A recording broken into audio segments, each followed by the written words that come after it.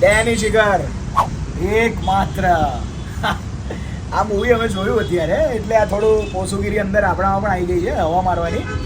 Exactly મૂવીની અંદર તમને યશને જોવાની ડેની જીગરના રોલમાં અદ્ભુત મજા આવે. બીજી બાજુ તર્જનીની કોમેડી જોઈને તમને હસવું 100% લાવી દે. ઓવરઓલ મૂવી અગર કોમેડી છે કે નહીં આ પ્રશ્ન છે તો હા, કોમેડી છે. ફેમિલી મૂવી છે કે નહીં તો હું કહીશ કે છે ખરું, પણ બાળકોને અમુક ડાયલોગ્સમાં તમારે કાન બંધ કરવા પડે.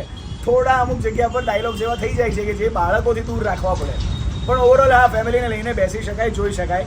લગભગ દરેક ગુજરાતી મૂવીઓ ફેમિલી મૂવી જ હોય છે. પણ ઓવરઓલ રિવ્યૂની વાત કરીએ, મેં જે નોટિસ કર્યું, મારી આજુબાજુમાં દરેક પબ્લિક ઘણા બધા ડાયલોગ્સ પર હસતી હતી. અને મૂવી વિશે એક લાઇનમાં અગર કંઈ કહેવું હોય વીર, એક લાઇનમાં કહી દે તો મૂવી કેવું છે, તો શોર્ટમાં એટલું જ છે કે માઇન્ડલેસ કોમેડી. મતલબ મગજ લઈને જશો તો હસવું નહીં આવે. મગજ કમ્પ્લીટલી સાઈડ પર મૂકીને બેસશો ને ફેમિલી હસતી હશે એ વાતમાં પણ તમને હસવું આવતું હશે તો તમને મજા આવશે.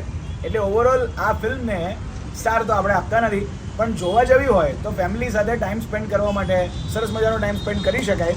અને ગુજરાતી મૂવીઓ યુઝ્યુઅલી પ્લેટફોર્મ્સ પર આવતી નથી, નહીં તો હું તમને એવું સજેસ્ટ કરતે કે થિયેટરમાં જઈને પ્લેટફોર્મ પર જુઓ. પણ ગુજરાતી મૂવીની મજા થિયેટરમાં જઈને ફેમિલી સાથે ટાઈમ સ્પેન્ડ કરવાનો જે મોકો છે એમાં જ છે. બાકી આજકાલ ગુજરાતી મૂવીઓના લેવલ વધવા માંડ્યા છે. કંઈક નવું, કંઈક અલગ કરવાની કોશિશો ચાલુ છે, જેમાં થોડું આગુ પાછું થાય તો આપણે ચલાવી લેવાનું. કારણ કે આપણે પણ તો કોઈક ને કોઈક વેમાં સપોર્ટ કરતા રહીશું તો કંઈક ને કંઈક નવું એ લોકો બનાવી શકશે ને.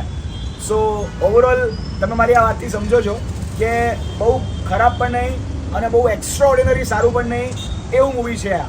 પણ જોવા જવાય ખરું, મજા આવે. ફેમિલી ટાઈમ સ્પેન્ડ કરવા માટેનો આ મોકો છોડાય નહીં. હસતા રહેવાનું ને મજા કરતા રહેવાની. બાકી RJVEER બોલે તો વીર મેરે યાર.